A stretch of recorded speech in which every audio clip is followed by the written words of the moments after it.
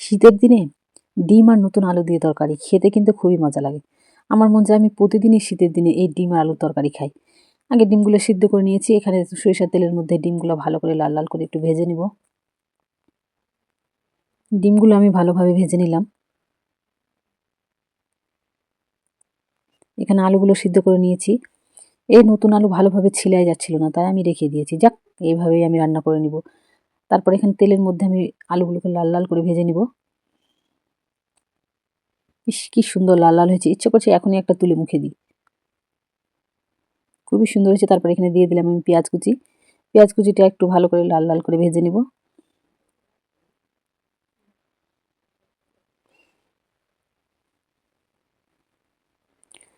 পেঁয়াজটা ভেজে নিলাম।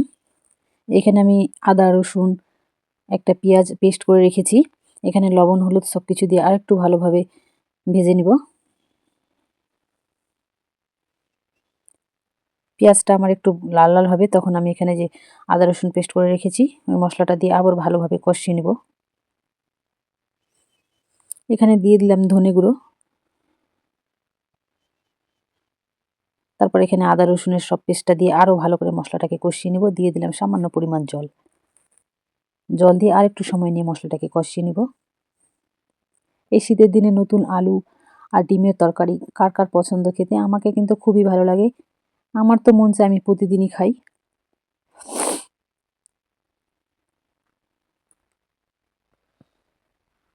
এবার মশলাটাতে দিয়ে আলুটা দিয়ে এবার ভালো করে কষিয়ে নেব। এবার দিয়ে দিলাম এখানে কাশ্মীরি লঙ্কার গুঁড়ো। তারপরে আরেকটু সময় নিয়ে কষিয়ে নিব। ইস, কালারটা যা হয়েছে দারুণ!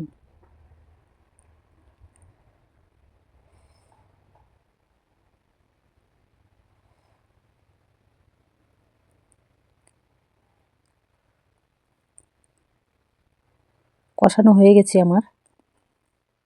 এবার আমি জল দিয়ে দিব। জল দিয়ে দিলাম।